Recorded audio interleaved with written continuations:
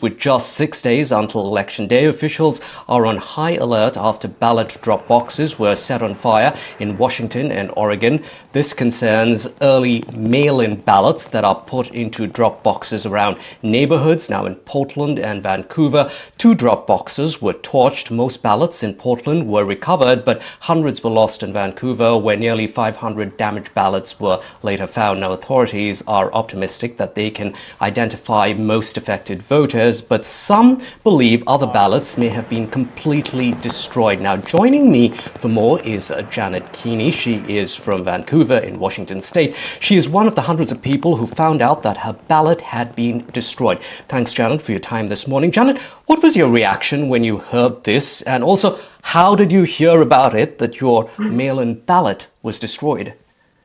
Well, my reaction was shock and dismay. But what happened was I was driving Monday morning listening to my public radio and heard about the ballots being, the boxes being set on fire. And when they talked about which location it was, realized that that was where my husband and I had dropped our ballots off on Saturday evening.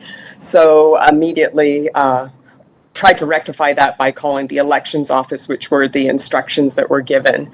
And have gone in and gotten new ballots. But I was very upset, dismayed, trying to do the right thing by voting early, and just very upset by that.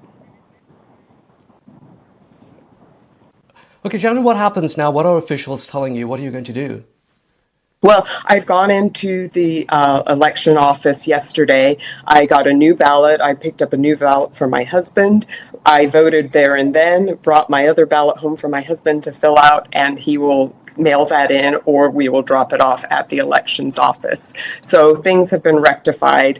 There were many people at the elections office within similar situations where their ballots had been destroyed. So it was good to see there was an outpouring of people trying to rectify the situation.